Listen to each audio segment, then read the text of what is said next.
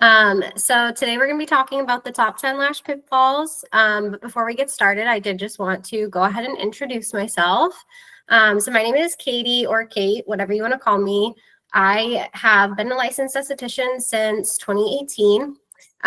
When I first graduated aesthetic school, I did take my very first lash class. It was 3 hours long, not super in depth. And, I had a lot of struggles when I very first got into the industry because I didn't have the fundamentals down. So it's so important to get that really good education. I worked as an esthetician for about 3 years before I started teaching. And I kind of fell in love with the education side of the industry and then started working with Sugar Lash in 2024. And here we are. So like I said, today we're going to be talking about just some of the common struggles that we all face. Everybody kind of has to go through it when we first start out, and, we take it as it comes. It can be a little bit frustrating at first, but once you get those fundamentals down, it really just takes off from there. So what are the most common pitfalls that we face? What are the things that, hold us back that we maybe need to focus in on more? The first thing we're going to start with at the very, very beginning is consultation. So we're going to kind of talk about what the pitfalls are first, and then we'll talk about ways that we can avoid them and ways that we can troubleshoot. So with consultation, it's very important that you do a thorough consultation with your client. We want to make sure that every client leaves happy. And in order to do that, we need to know that we're giving them exactly what they want. But we also need to make sure that we're paying attention to their lash health and also to if they have any allergies or anything like that. If we're not doing a thorough consultation, we could end up giving them an outcome that they don't want, or we could even end up giving them an allergic reaction if we're not paying attention to what their allergies are. So that's just something to be mindful of, and we'll talk later about how we can kind of avoid that. Next is going to be client prep. So we're going to talk about how lack of client prep can contribute to poor retention and damage to the natural lashes. So we want to avoid causing any damage to the natural lashes. There should never be damage. So we're going to kind of talk about how we can use client prep to prevent that. Then we're going to talk about extension selection. So making sure that we're choosing the correct extensions for our clients. Every client is going to be different. Their lashes are always different. So we need to know how to select the correct extensions for them. Then we're going to talk about lash styling. So picking the right style for your client to make sure that, we're not making them look like they have droopy outer corners, or picking the wrong style and having them look like they maybe are cross-eyed. So it's just something really important to pay attention to. And then we're going to talk about body posture and body position. This is going to be really important for anyone starting out in the industry, because if you're not taking care of your body, then you're not going to have a long career because your body's going to give out on you. So we're going to talk about posture and different things that we can do to maintain our health. Some more pitfalls that we'll face. Isolation. Isolation, I find, is one of the main things that a lot of people struggle with. So isolating is extremely important because that's going to make sure that the lashes aren't stuck together, which will cause damage and will cause the lashes to kind of tug on each other and cause discomfort for the client, which we want to avoid. And then we're going to talk about adhesive control. So adhesive control is another thing that I've seen a lot of people will struggle with, because how much is too much? How much is not enough? Why are my lashes popping off? Or why are they sticking together? Why is the adhesive not drying? So those are just some kind of things that we can talk about, how we can troubleshoot those. We have attention to detail. So this is just making sure you're going through your set at the end, making sure you're placing your extensions with purpose so that we have everything in an orderly fashion. We want them to be straight up and down and not twisted together. And then we also want to make sure that we're going through our set and just really making sure at the end that everything is brushable and isolated and clean. Then we're going to talk about aftercare and pre-booking, making sure that we're educating our clients on how they can take care of their lashes. How a lot of clients don't know that they can cleanse their lashes twice a day, and they can really brush through them, and they don't have to be afraid that they're going to fall out all the time. It actually is going to boost your retention if they're taking care of their lashes at home. So we're going to talk a little bit about that as well. And then the last thing we'll talk about is social media and how we can use social media to build our book.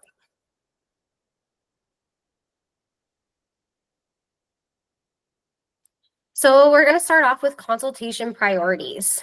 Number one is going to be your contraindications. So we want to make sure that we are having every single client fill out a form that's telling us, have you had lashes before? If you have had lashes before, did you have a reaction? You know, we need to know that, because if you've had a reaction before, there's a good chance you'll have a reaction again. We need to know what medications that they're taking, if any, that might cause a reaction. So just like Accutane, or any other scenario that could possibly be unsafe. One that a lot of people don't really think about or don't really, pay attention to is contacts. But having contacts in your eyes while you're getting your lashes done can trap the fumes right on your eye, and that can actually cause a lot of irritation and discomfort in the eye. So we want to make sure that they're taking their contacts out before we start. The next thing we're going to talk about is lash health. So after we've done our consultation, we've checked that they're not having any allergies or anything like that, we're going to look at their lash health, and we're going to say, okay, is their lash line super full? Do they have some gaps? Are their lashes more coarse, or are they more fine? That's going to create a clear and realistic communication to the client of, this is what you asked for, but this is what your lashes are telling me we can do. Of course, we're going to try our best to give them exactly what they want, but at the end of the day, we want to maintain the integrity of the lashes. And then the last thing we're going to think about is our client requests. So we're going to take the contraindications and the lash health, and we're going to mesh them together with what the client wants and come up with the best plan for each individual client.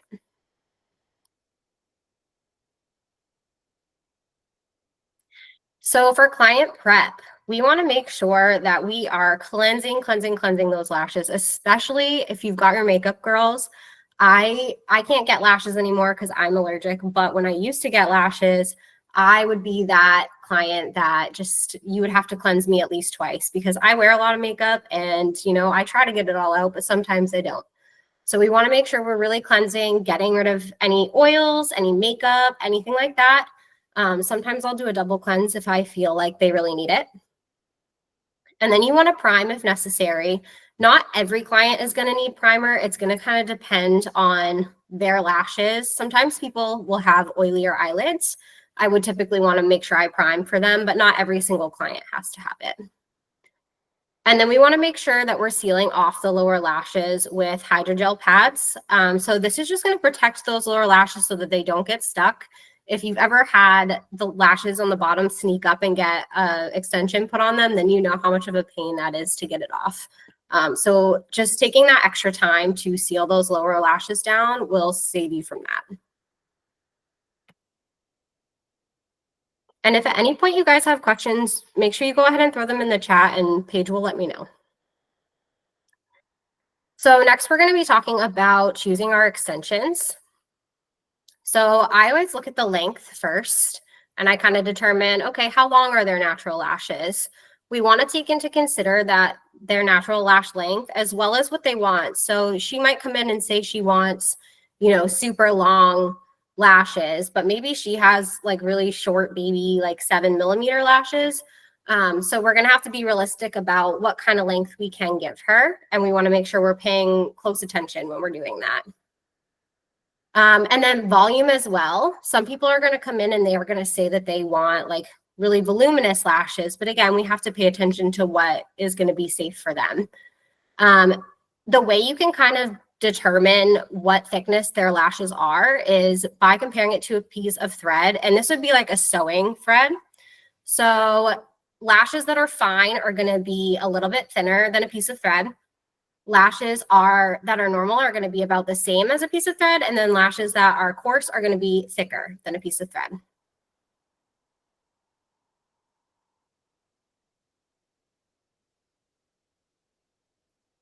And then next we have lash styling.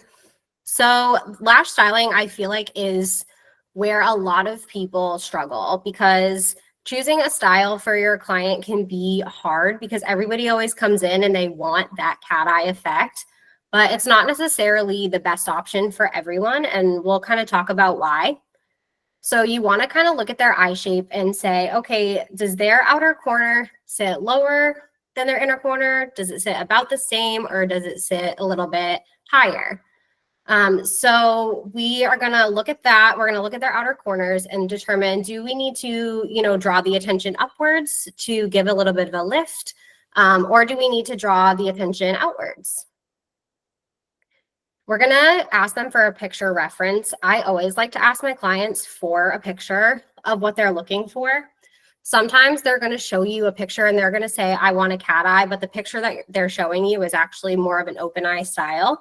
So I always like to look at their picture and just kind of talk to them about, what their eye shape is and what's going to be the best for them. Usually people are very open to whatever advice you give them. And then we're going to use a lash map. So this is something that I feel like a lot of people, once you've been lashing for a while, we like to leave the lash map off. But I would urge everybody to continue using a lash map because that is going to help provide a guideline for you. So that's going to make sure that your lashes are always the same shape on both sides. The last thing we want to do is send somebody home and they've got like lopsided lashes. So I just threw some pictures on here so you guys could kind of see the styling. So we have the cat eye. That's going to put the focus on that outer corner. I like to actually use extensions that are slightly shorter on the very, very outer corner lashes, and then I'll kind of scale up and then back down. That's because the heavier the lashes on the outer corner, the more it could cause the outer corner to droop. Cat eyes are usually best for people who have that more lifted outer corner because it can counteract the possible drooping effect. The next picture is an open eye, so that puts the focus right in the center of the eye. This is really good for people who have really wide set eyes because it draws the attention inwards and is going to make their eyes look a little bit closer together, a little bit more proportionate. And then we have our natural sweep. So the natural sweep is my absolute favorite, and that's because it follows the natural growth of the lashes. So that one is pretty flattering universally. So if you're like ever not sure what you should be using, natural sweep is always a good default.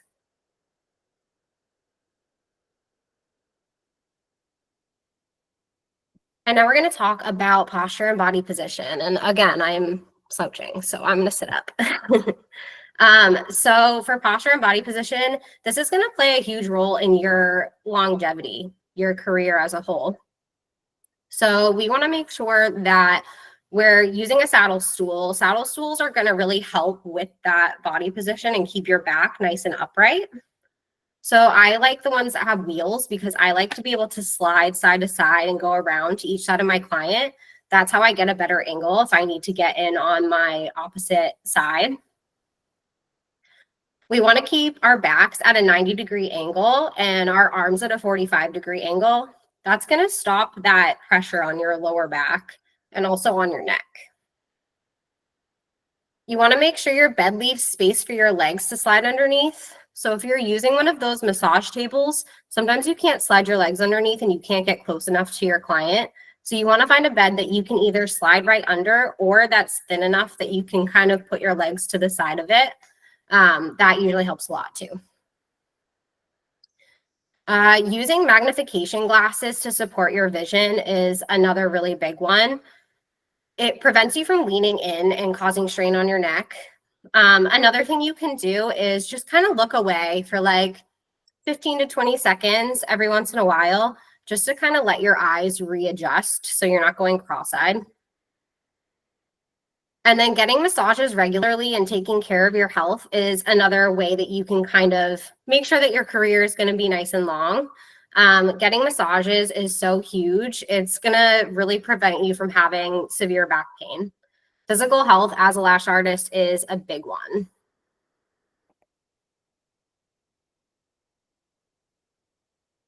And then we have our isolation techniques. So like I said, this is kind of where I feel like a lot of people struggle. Isolation is one of the hardest things to get down. Our hands get shaky, especially if we've had any caffeine. Sometimes people have a million layers of lashes and you're just like, oh my gosh, I don't know how I'm ever going to get through all of these. They all tend to like to fall into each other. So there's a few different methods that you can use to kind of prevent that from happening. So the first one is going to be the tape back method. This personally saved my life. I did not learn about the tape back method when I very first started lashing, and it really does make it so much easier. So when you're very first starting out, sometimes it makes it easier if you just immediately tape back the lashes. That's going to make it so that that bottom layer pops right out and you can just go ahead and extend them. I always find that it's easier to isolate once there's extensions on the lashes. So kind of taping back and having them easily separated so I can throw some on makes isolating the rest of the set a lot easier. The tape back method is going to help with preventing stickies as well. Then we're going to use tweezers that are the ones that work the best for us. So everybody's going to be a little bit different with tweezers. Some people like to use 2 pointy tweezers. Some people like to use 2 U-curve tweezers. I personally like to use one of each, but there's no right or wrong answer when it comes to tweezers. They're not one size fits all. So whatever works best for you, I highly recommend just trying multiple different kinds of tweezers and seeing what ones suit you best. And then we want to make sure that we're getting a good angle. So don't be afraid to tilt your client's head to the side or, you know, shift your chair over to the side of your client. That's okay too. Don't feel like you're stuck in one place, you know, make sure you're moving around. And then the last tip would just be to make sure you hold your isolation long enough for your adhesive to fully set. So if you're not holding your isolation long enough, it could cause the lashes surrounding it to kind of suction in and get stuck to it, which we're going to talk a little bit more about when we talk about adhesive control.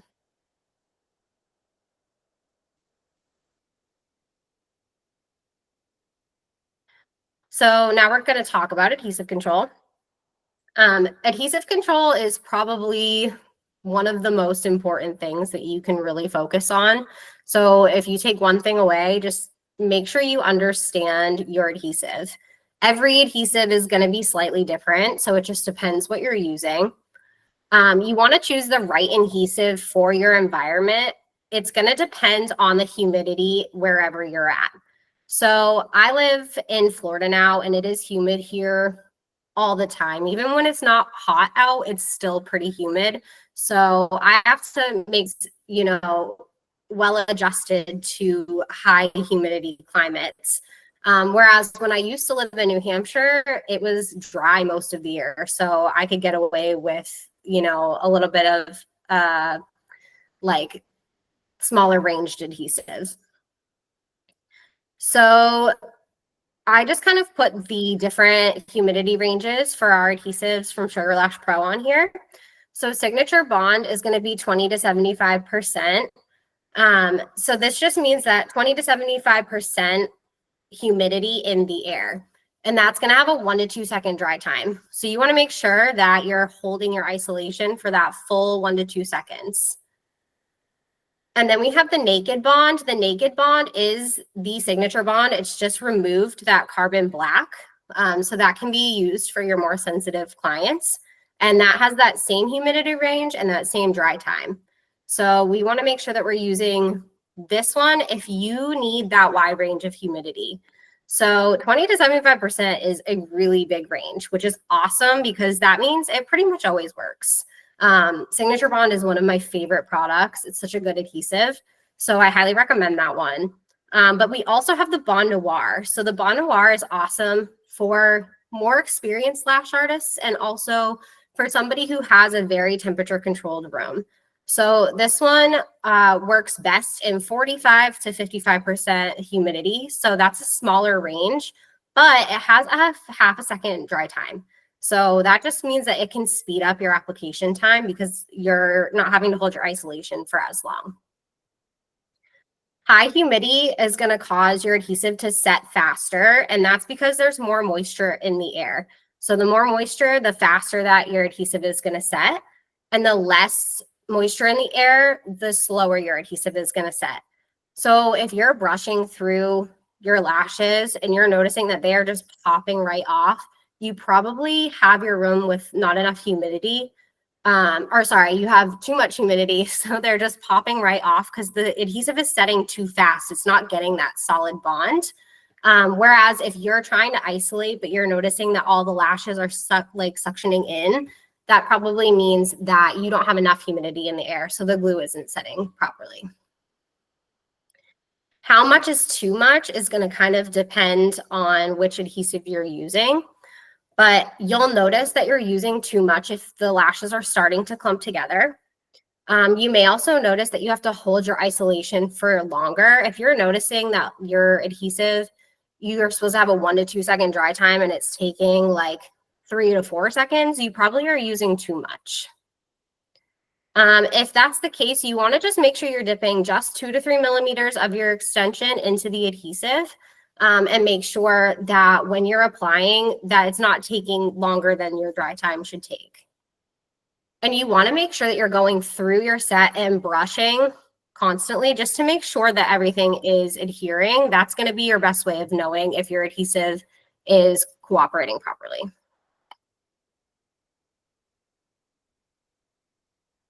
Now we're going to talk about attention to detail. So trying to place all the extensions straight and uniform. One thing we want to make sure that we're not doing is crisscrossing the extensions. We want to get that nice, neat effect. We want the lash line to look nice and dark. So we want to make sure we're placing them straight up and down. We also want to make sure that all the extensions are about a 0.5 millimeter from the lash line. That's pretty close. So when you're looking at the lash line, you don't really want to see too much of the hair, but you want to make sure that the extension's not touching the skin. So about 0.5 millimeter is going to be that sweet spot. And just making sure we're lining all of those extensions up so that we get that nice false lash line effect. And then we want to make sure we're isolating through our set at the very end. So you want to go through and make sure that every single extension is isolated and that nothing is stuck together. That way, when they come back in for their fill, they don't have damage to their lashes. Sometimes what will happen is if you didn't go through and isolate them to make sure that they're separate, they'll kind of clump together and then they'll twist, and that will actually pull the lashes out or cause discomfort for the client, which we don't want. And then the other thing you want to do is just either step in front of your client or use a mirror, like a little hand mirror, and make sure that their shapes are even before you take the tape off.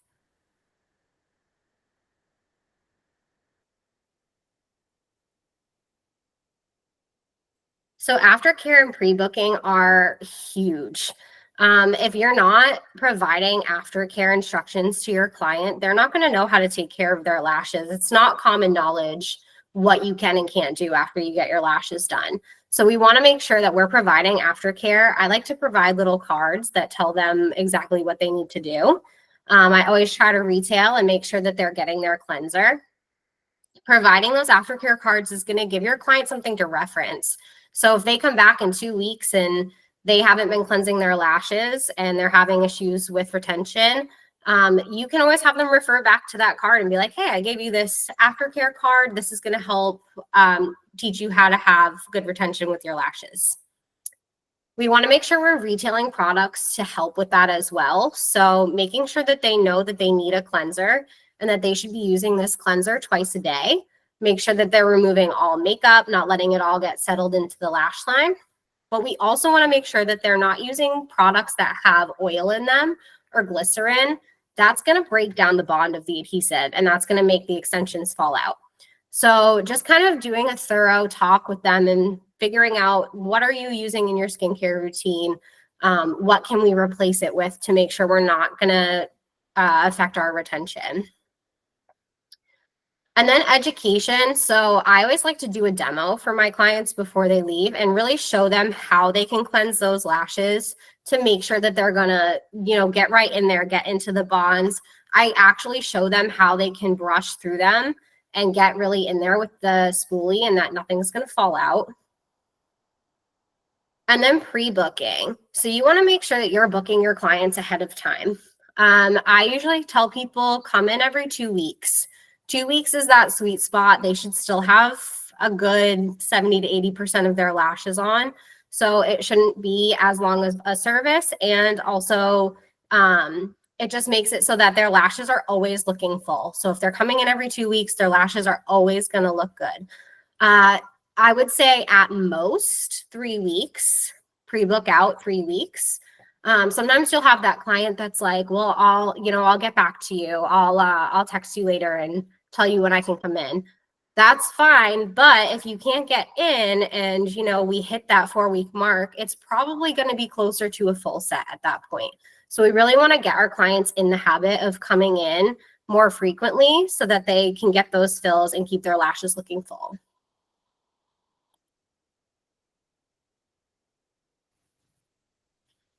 And then last but not least is social media. So for social media, we're going to use that to market ourselves. So that's how we're going to put ourselves out there. There are so many people doing lashes now. So you really have to make yourself stand out. Social media is kind of that place where you can tell them, this is who I am. This is the kind of work that I do. And it's how they really decide if they want to work with you over another lash artist. So make sure that you're marketing yourself in the best way. You want to showcase your work. That's going to fill your books.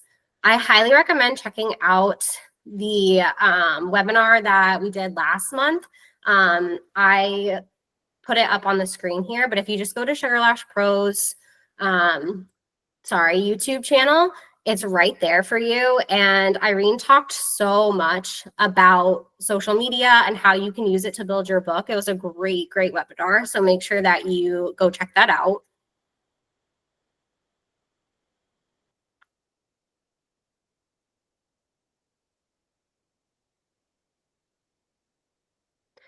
And then I just wanted to talk about some of my favorite products. I have a lot, but I just put like my top 4.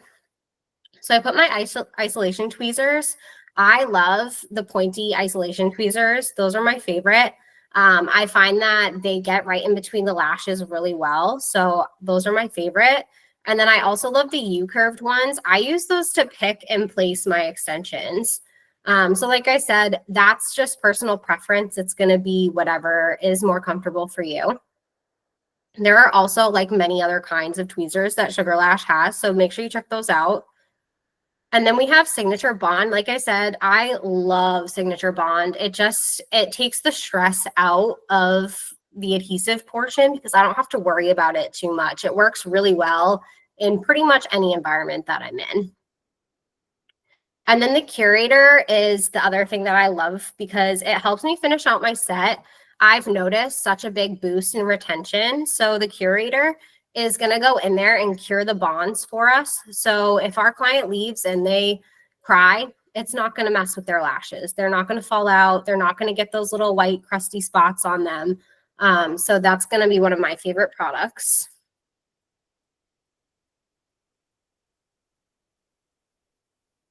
And then I just wanted to say, let's stay in touch. So I put my Instagrams up here. I have one for my actual lash business, and then I have my Sugar Lash Pro.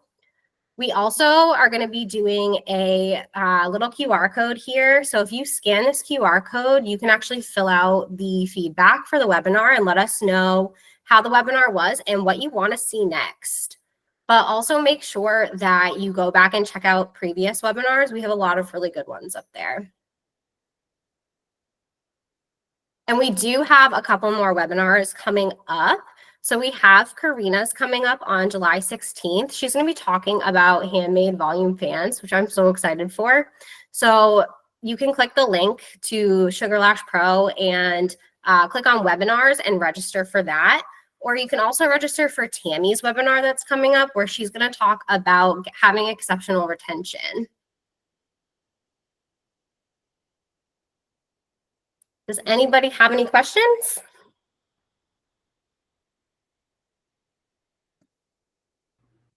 Feel free to turn off your mic and ask a question, or you can pop them in the chat. I agree, Irene. This was really great. You did a great job with this, Katie. Thank you. We'll stick around for just a minute to see